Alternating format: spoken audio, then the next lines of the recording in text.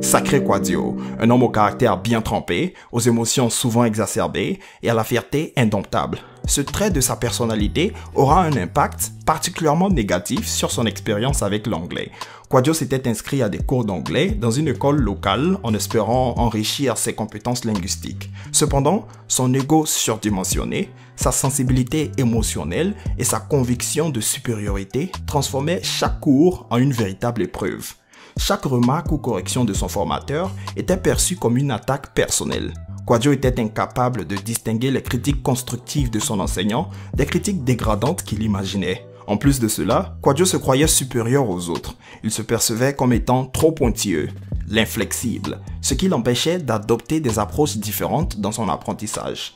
Lorsqu'il se trouvait face à une difficulté ou qu'il ne comprenait pas quelque chose, plutôt que de demander des éclaircissements, il préférait quitter le cours. Quadio avait également des problèmes de communication. Il ne répondait pas aux messages de son formateur, ne justifiait pas ses absences et se précipitait à juger les méthodes d'enseignement, se prenant pour un pédagogue. Le comportement de ceux qui passent de formation à formation sans se rendre compte qu'ils sont à l'origine du problème. De plus, il avait tendance à se plaindre de détails qu'il aurait pu comprendre s'il avait été plus attentif aux instructions comme les autres.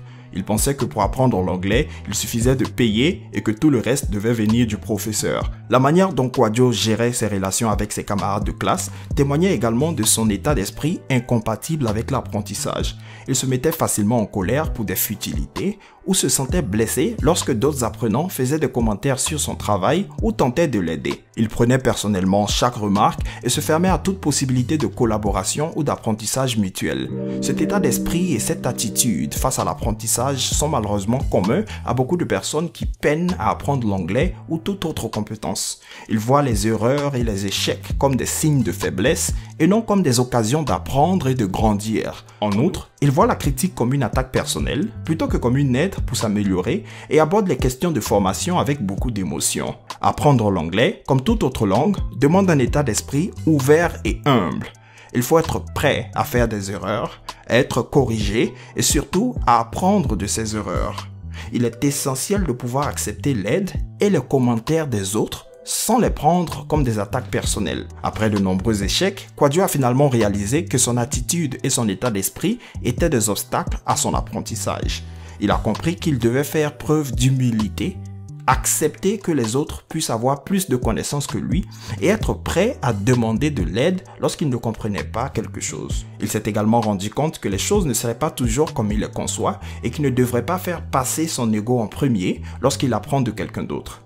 Cette prise de conscience a été le tournant dans son parcours d'apprentissage. Il a commencé à adopter une attitude plus ouverte et flexible envers l'apprentissage, à voir les erreurs et les échecs comme des occasions d'apprendre et à accepter la critique comme un moyen d'amélioration. La transformation de Quadio est un rappel important que l'apprentissage n'est pas seulement une question d'acquisition de connaissances, mais aussi de développement d'une attitude et d'un état d'esprit approprié.